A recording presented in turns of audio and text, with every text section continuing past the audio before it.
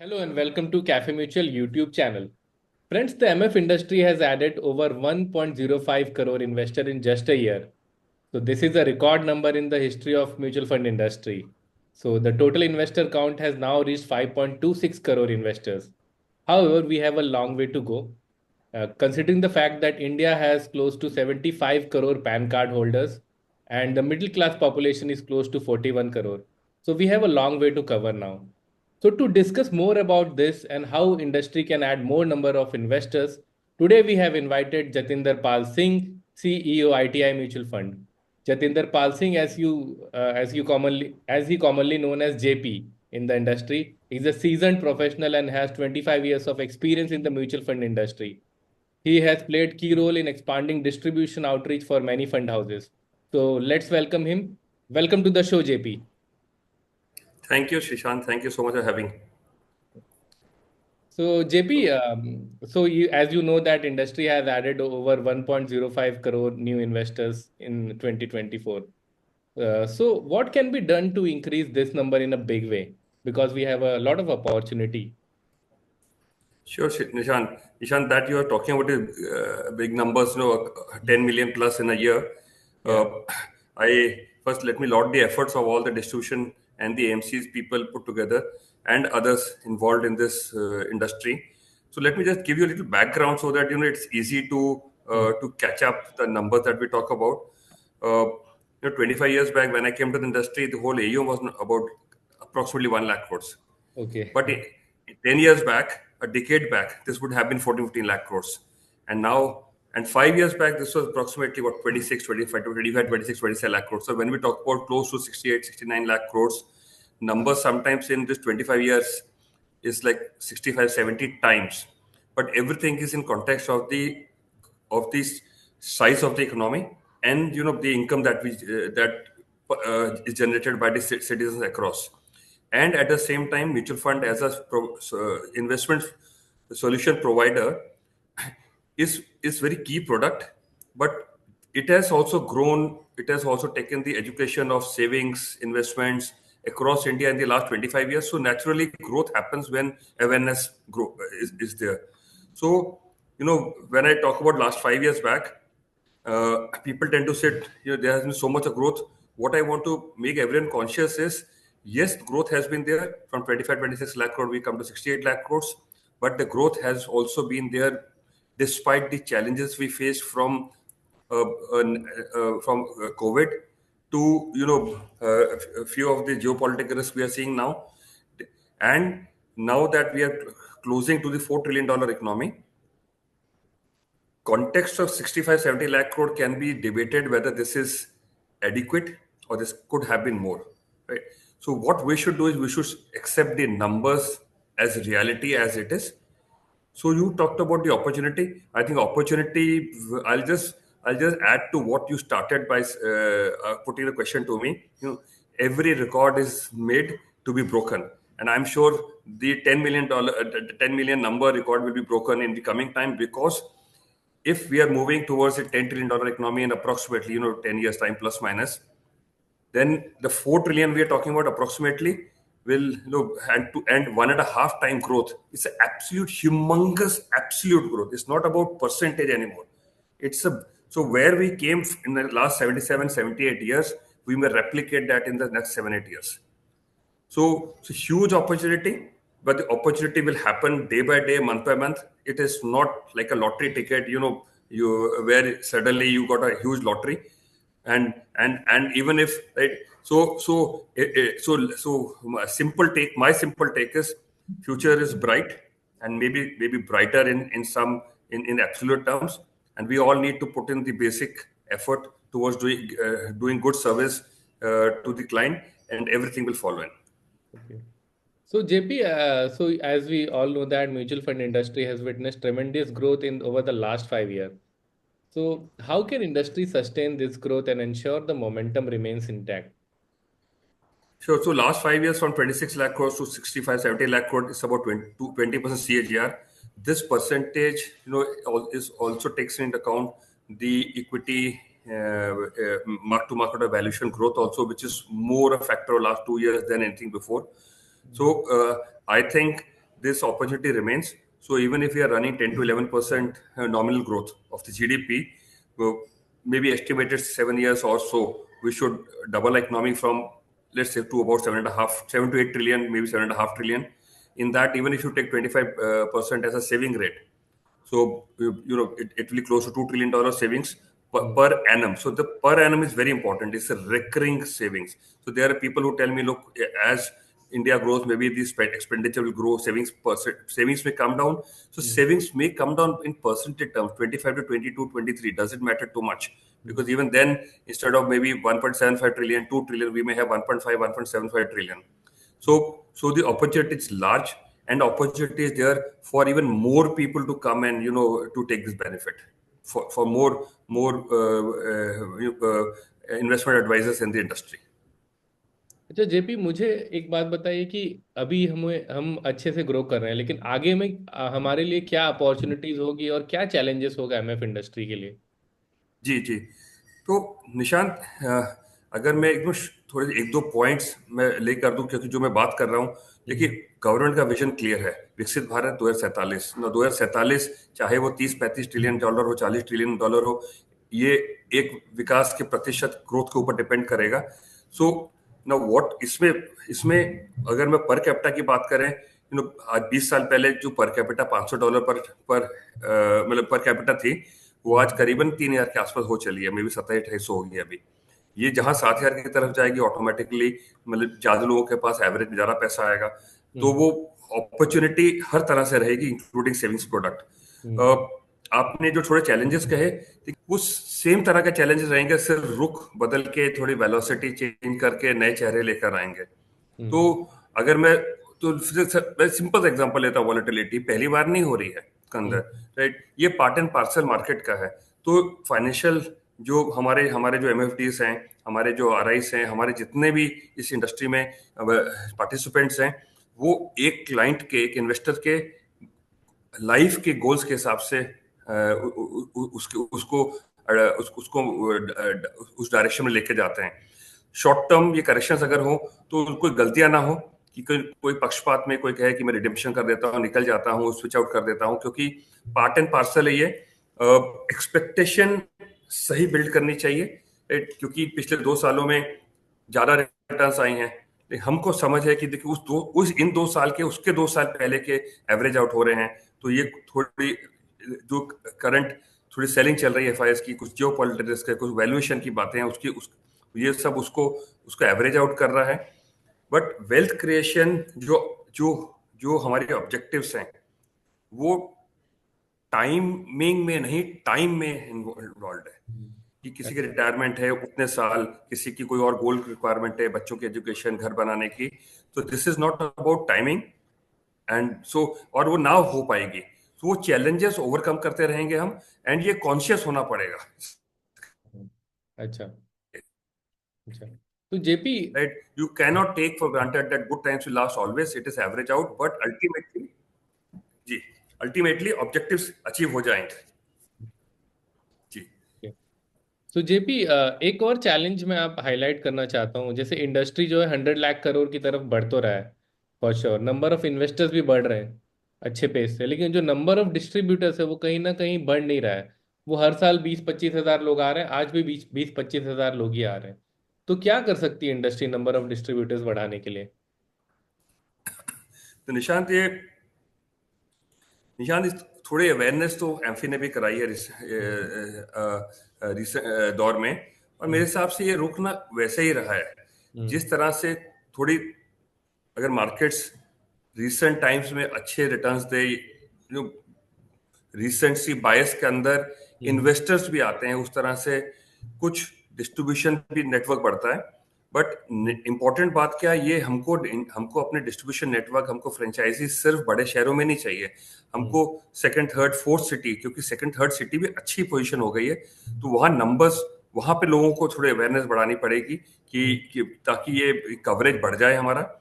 And I think in the context जहाँ पे जो ग्रोथ हुई है, इन्वेस्टर डिस्ट्रीब्यूशन नेट, जो आप जो नंबर्स बोल रहे हैं, मैं एडुकेट कोई बात नहीं होती हमारी, क्योंकि ये डिबेटेबल क्वेश्चन है, लेकिन एक जो जो बढ़ोतरी हुई है वो भी मैं एक्सेप्ट करता हूँ।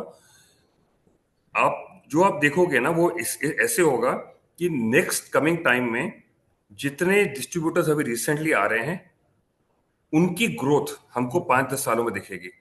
और अच्छा। मैं जब इंडस्ट्री में जाता हूँ मेरे को एक अच्छी बात क्या दिख रही है कि नेक्स्ट जनरेशन हम्म। राइट अब अटैच होने लग गई हैं, जो डिस्ट्रीब्यूशन नेटवर्क्स में हमारे अपने 20 साल 15 साल 25 साल पहले आए थे उनकी नेक्स्ट जनरेशन भी ऐड होने लग गई हैं। राइट वो पढ़ाई करके काफी जन अपने फैमिली बिजनेस ऐड कर रहे हैं, तो कंटिन्यूटी है। लेकिन इसमें कोई कोई कोई कोई नंबर नहीं है जो कि मैं कह सकता हूँ कि ये सही नंबर है। एफर्ट डालते रहना पड़ेगा, राइट, बिकॉज कहीं पे everything is not attach to एयरन्स की एयरन कितने आ रहे हैं। कई बहुत लोग क्या कर रहे हैं कि they becoming partners with other distribution network, they becoming partners with एनडीज। तो वो नंबर अगर हम ऐड करें तो तो ये जो नंबर्स है वो और बड़े बड़े दिखते हैं। बट यस, आपका प्रश्न वाजिब है अगले 10 साल के हिसाब से कि अगर हम आज से एफर्ट नहीं डालेंगे तो 10 साल के बाद में शायद ये नंबर्स एडिक्वेट नहीं दिखेंगे। तो वो एफर्ट हमको कंटिन्यूस रखना पड़ेगा as education and as a business which is sustainable for any distribution partner who comes to the industry. So JP, आप अभी अभी रिसेंटली सीईओ बने हैं आईटीआई म्यूचुअल फंड के लिए। बहुत बहुत कॉन्ग्रेचुलेशन इसके लिए। But what are your 3 key priorities for the fund house? जी, तो थैंक यू निशांत आपके गुड विशेस के लिए। देखिए मेरे मन में जो 3 विचार आ रहे हैं, क्योंकि मेरे को भी एक महीने हुआ है यहाँ पे, जनवरी 1 मेरी अपॉइंटमेंट रही है यहाँ आईटीआई म्यूचुअल फंड में। तो एक 5-6 साल हो गए हैं इनको लॉन्च किए। 10,000 करोड़ के एसेट्स हो गए हैं, जिसमें से मेजर एसेट्स इक्विटी साइड में हैं। तो एक प्रोडक्ट रेंज बन गई है। तो ये मेरे पास एक स्ट्रेंथ भी है और यही मेरे को मतलब जो है कि मेरे इम्प्रूवमेंट एरिया की हम और यहाँ क्या कहाँ ग्रोथ कर पाए। क्योंकि शुरुआती दौर में ऐसा ही होता है कि वो आप एफर्ट डाल रहे हो, एक बेसिक आप एयूएम, एक एक पास्ट परफॉर्मेंस, एक प्रोसेस सारा सेट कर रहे हो जो ऑलरेडी सेट है। तो अगर आप की पॉइंट्स फिर भी मेरे मन में जो जहन में इमीडिएटली आ रहे हैं उनमें से एक कि अगर कहीं जहाँ प्रोडक्ट गैप्स हैं, फ्यूचर को मद्देनजर रखते हुए हम वो प्रोडक्ट थोड़े से बास्केट पूरी कर लें। जैसे कि फॉर एग्जांपल कोइंसिडेंस है कि आज ही हमारा जो कंजम्पशन थीमेटिक फंड लॉन्च हुआ है। हम थोड़ी विजिबिलिटी बढ़ाएं और विजिबिलिटी एंगेजमेंट्स के थ्रू, कम्युनिकेशन के थ्रू हर तरह से बढ़ाएं, क्योंकि फंड मैनेजमेंट इंस्टीट्यूशलाइज्ड है, प्रोसेस ड्रिवन है। हमारे बाकी डिपार्टमेंट सब मतलब प्रोसेस ड्रिवन है। 47 सिटीज में प्रेजेंट है। कुछ वहां पे हम देख रहे हैं कि थोड़ी बहुत जहां गैप्स है वो हम फिल कर दें। तो ये सारी जो जो जो धरोधर रखी हुई है ये लार्ज स्केल के लिए एकदम सिस्टम रेडी है। तो it is basic work for some time और फिर जो रिक्वायरमेंट्स होगी मार्केट के हिसाब से हम ऐड कर लेंगे। तो बेसिकली विजिबिलिटी, एंगेजमेंट, प्रोडक्ट, ये मेरे की फीचर्स जो मेरे मन में आ रहे हैं जो कि मार्केट रिलेटेड रहेंगे। So JP, ITI Mutual Fund has recently launched ITI Consumption Fund, and you mentioned it. What are some key trends that are shaping in the consumer behavior which is related to consumption in India? And are जी you witnessing any structural changes there?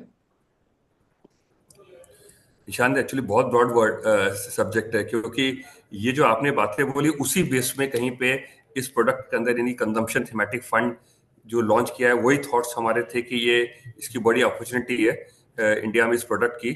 तो मतलब देखिए मैं generation x हूँ, जो कि हो सकता है 1990 के पहले के जन्म लिए हुए हैं। हम उस दौर से आते हैं जहाँ की बेसिक सस्टेनेंस मतलब लाइफ की थी। मतलब मे भी हमसे आज भी खर्चा हिसाब से किया जाता है, ऐसा नहीं कि होता नहीं है, लेकिन हिसाब से किया जाता है। पर जो आपने ट्रेंड्स बोले वो मेन की ट्रेंड्स, चेंजिंग ट्रेंड्स कंजम्पशन के, वो हम जो generation X, generation Y, generation Z में बोलते हैं, वो स्ट्रक्चरल, कल्चरल, डिजिटल तीनों रहे हैं। तो स्ट्रक्चरल क्योंकि आपके पर कैपिटा इनकम बढ़ रही है तो आपके हाथ में मतलब ज्यादा लोगों के पास ज्यादा पैसा आ रहा है। तो हम रोटी कपड़ा मकान, मतलब मैं तो रोटी ही कहूंगा, कपड़ा मकान भी थोड़ा सा लग्जरी आइटम रहे होंगे किसी जमाने में, राइट। तो अब वहां से अब अर्बनाइजेशन हो रही है जो कि आज 35% के आसपास हो गई है। जो अनुमान लगाया जाता है कि 2030 के आसपास may be 40% India will be urbanised. And इसके अंदर वर्किंग एज आज इंडिया की अभी भी यंग है, 28, 29, 30 के बीच में है।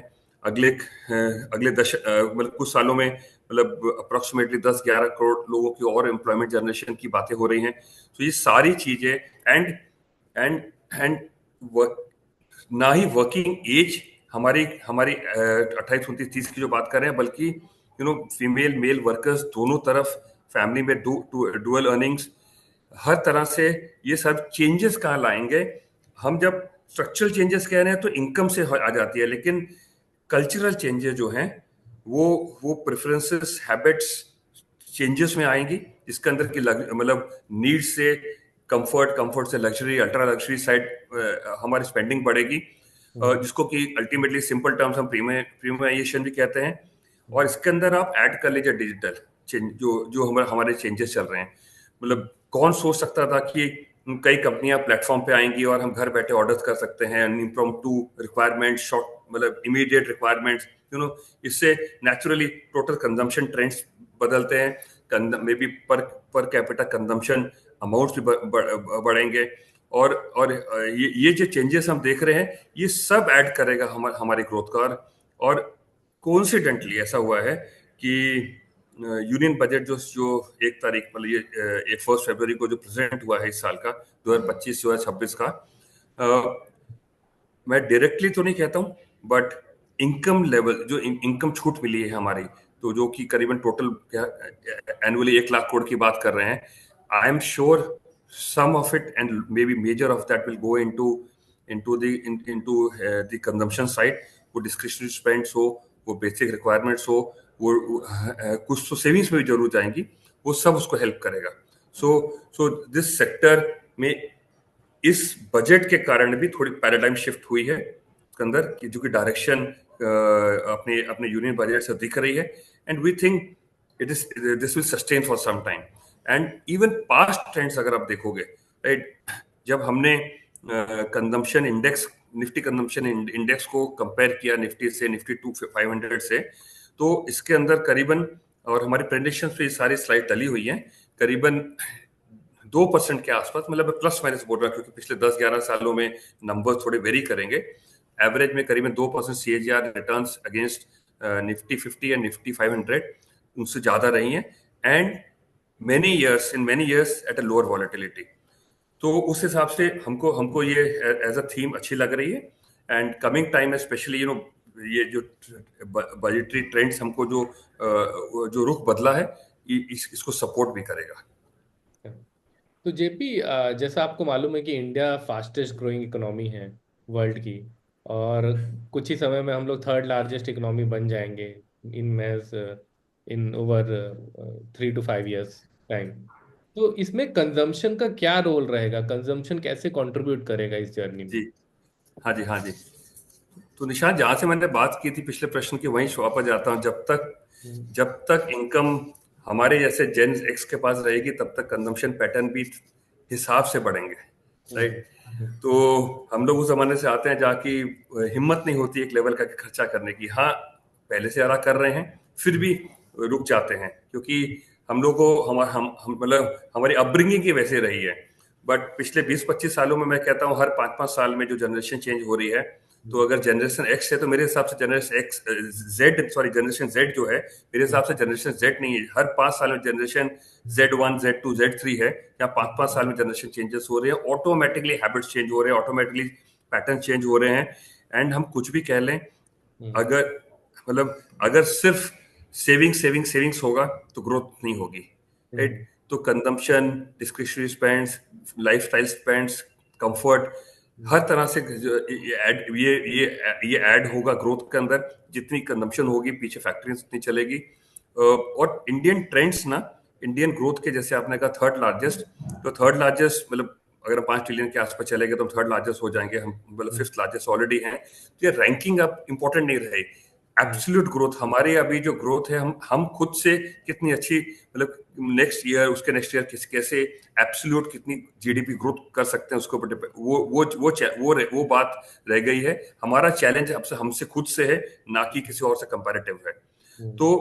तो पैटर्न्स जो चेंजेस हो रहे हैं, पर कैपिटा जो ग्रोथ हो रही है, अर्बनाइजेशन जो हो रही है, न्यूक्लियराइजेशन हो रही है, ये सब उसको हेल्प करेगा, राइट। हर एक घर जो नया बन रहा है, उसके अंदर उतने फर्नीचर, उतने वाइट गुड्स, उतनी गाड़ियां, उतनी एक्सपेंडिचर, उतनी एम्प्लॉयमेंट जनरेट करेगा, राइट। और ये इसलिए हो रहा है क्योंकि नेचुरली अगर आप इनकम हो रही है। और अच्छी बातें ये है कि ऑल अक्रॉस इंडिया ट्रेंड्स हैं, ऐसा नहीं कि सिर्फ सीमित रह जा रही हैं कुछ बड़े शहरों के अंदर या कुछ स्टेट्स के अंदर। और इंडियन ट्रेंड्स ऐसे हैं कि आप इंडिया को एक एक नंबर नहीं दे सकते। व्हेन हम एनालिसिस कर रहे हैं और एनालिस्ट जब हिंदुस्तान को देखता है, तो जबकि मैंने पर कैपिटा कह दिया कि हाँ आज हम $2700-2800 पर कैपिटा हैं, but it is possible that few states are maybe $3,000-4,000 and some states may just have crossed $1,000-1,200। तो मैं समझाना ये चाह रहा हूँ कि सबकी जगह है, जिस स्टेट्स $1,000, $1,200, $1,500 की तरफ जा रहे हैं, 2,000 3,000 की तरफ जा रहे हैं, वहां पे बेसिक नीड्स से कंफर्ट की तरफ स्पेंडिंग हो रही है। कि अभी तो पंखे, अभी इलेक्ट्रिसिटी आई है तो पंखे लेंगे, कूलर लेंगे, एसी तो बहुत दूर की बात है, लेकिन एसी की सेल्स में भी बड़े शहरों में, जहाँ की हम अर्बनाइजेशन की बात कर रहे हैं, जिस स्टेट में इलेक्ट्रिसिटी पहले पहुंच चुकी है, जिस स्टेट में already per capita income 3,500 average हो चुकी है, तो वहां में भी लग्जरी आइटम्स बिक रहे हैं। तो we have a mix ongoing, and then I say there is opportunity which if I can put, let us say we don't know ourselves, which basically is coming from digitization। मतलब हम कहाँ सोच, जिस देश का भी हम उदाहरण लेते हैं कि देखिए वो 5 ट्रिलियन हुआ, वो 4 ट्रिलियन हुआ, उनका ये रुक रहा, उस समय में ये डिजिटाइजेशन इतनी बड़ी नहीं थी। डिजिटाइजेशन जब इंडिया ये ग्रोथ कर रहा है 3 ट्रिलियन 4 ट्रिलियन से हम 10 ट्रिलियन विकसित भारत की बात कर रहे हैं, तो डिजिटाइजेशन हमारे लिए कंटेम्पररी है इस ग्रोथ के अंदर। तो इसके अंदर नई चेंजेस आएंगे। अब इलेक्ट्रिक व्हीकल का एग्जांपल ले लीजिए, मैं बिना किसी भी कंपनी का नाम लिए समझा रहा हूँ कि पैरेलली फॉसिल फ्यूल की गाड़ियां बिक रही है, पैरेलल इलेक्ट्रिक व्हीकल की गाड़ियां बिक रही है। तो देखिए एक नई इंडस्ट्री, एक नई अपॉर्चुनिटी, और ये कंजम्पशन स्पेस में आती है ये वाली अपॉर्चुनिटी। और कंजम्पशन स्पेस सीमित नहीं है। 20 साल पहले हम खाली एफएमसीजी कंज्यूमर सर्विस थे, आज कंजम्पशन स्पेस के अंदर एफएमसीजी, डिस्क्रिशनरी स्पेंड्स, हॉस्पिटल्स, जिसके अंदर की लाइक अपने अपने अपने अपने होटल्स, अपने एविएशन, टेलीकॉम, रियल एस्टेट, और within the FMCG and consumer industries कितने सब पार्ट्स हो गए हैं, including some of this being driven by the digitisation. तो ये काफी हद तक डाइवर्सिफाइड स्पेस है। 31-32% निफ्टी का मार्केट कैप और करीबन 37% निफ्टी 500 का मार्केट कैप, और 500 से ज्यादा स्टॉक्स इस स्पेस में, इस कंजम्पशन स्पेस में हैं। तो जो परिभाषाएं हम आज से 10 साल 15 साल पहले लेते थे, वो बदल रही हैं। और मेरे हिसाब से अगले 10 साल में हम कुछ ही ऐसी चीजें आएंगी सामने जो न्यू एज इनोवेशन के हिसाब से सामने आएंगी, जो कि हमने पिछले 10 सालों में इन्वेस्टमेंट नहीं की है। तो यही अपॉर्चुनिटी भी है बड़ी, और ये चैलेंज भी है कि उसको समझ के उसको निवेश करना। और ये इंडस्ट्री पे रहेगा, फंड बेसिस पे रहेगा कि that future opportunity they have to take. तो इसलिए हमने सोचा कि अपने फंड के अंदर हम तीनों चीजें रखेंगे। कंपाउंडर स्टॉक जो हम कहते हैं, good growing scalable good management companies, उसमें कुछ प्रतिशत रखेंगे। We look at investing also in maybe high growth companies, and third we will keep our open mind towards investing in new idea, new age companies also, जो कि maybe there are challenges to all this. Great great. So J भी एक आखिरी question पूछना चाहता हूँ कि जाते जाते अपने डिस्ट्रीब्यूटर्स पार्टनर को क्या मैसेज देना चाहेंगे आप? देखिए मेरे को 25 साल इंडस्ट्री में हो गए, राइट। तो मैं बहुत क्लोज रहा हूँ इस कम्युनिटी के साथ में। सो मैं सबसे पहले सबका थैंक यू, शुक्रिया अदा करना चाहता हूँ। उनकी ब्लेसिंग्स से मतलब इतनी दूर तक हम आ सके हैं। मेरी तरफ से सिंपल सी मतलब जो दो शब्द रहेंगे, वो रहेंगे कि आप हमको ज्यादा देखोगे, मेरी टीम को ज्यादा देखोगे, हमारी एंगेजमेंट, हमारी कम्युनिकेशन आपके साथ ज्यादा रहने वाली है पहले से, राइट। जहां जो प्रोडक्ट्स की रिक्वायरमेंट है, विच विल आल्सो इंक्लूड नई opportunities which is coming from gift city, हम उस तरफ भी देख रहे हैं, क्योंकि हमने गिफ्ट सिटी का लाइसेंस भी ले लिया है। प्रोडक्ट्स की रिक्वायरमेंट जो होगी वो हम पूरी करेंगे। एट द सेम टाइम सारे प्रोसेस इन प्लेस है।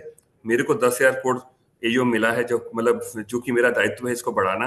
तो स्केल के ऊपर मैं बहुत मेहनत करने वाले हैं, हमारी टीम बहुत मेहनत करने वाली है, and every department from fund management which is already run, which is very good, जिनका ट्रैक रिकॉर्ड हो चुका है, and the team engaging at the ground level. So सबके लिए आपको भी निशांत, आपकी पूरी टीम को थैंक यू जो आपने मेरे को अपॉर्चुनिटी दी, एंड डिस्ट्रीब्यूशन मेरी नेट हमारी जो दोस्त हैं उनको कि हाँ, मैं नई कंपनी में आया हूँ, बट मेरे को नया दायित्व है, नया रिस्पॉन्सिबिलिटी है, और मैं कोशिश करूंगा इसको कि उनके साथ मिलके इसको स्केल पे लेके, बड़ी स्केल पे लेके जाए और इसको बढ़ाया जाए। सो मेरी यही सिंपल सी मैसेज रहेगी। All right, we have come to an end to this interesting session. Thank you so much JP ji, आपने बहुत अच्छे से दिल से बात की, बहुत खुल के बात की, बहुत सारे बिजनेस आइडियाज दिए हमारे डिस्ट्रीब्यूटर्स को, और आईटीआई म्यूचुअल फंड का फ्यूचर आपने डिस्कस किया, और best of luck for your consumption fund. Thank you so much JP ji. Thank you Nishant. And finally, I thank each one of you for being such a wonderful audience. Have a great day at work, guys. Bye. Mutual fund investments are subject to market risks. Read all scheme related documents carefully.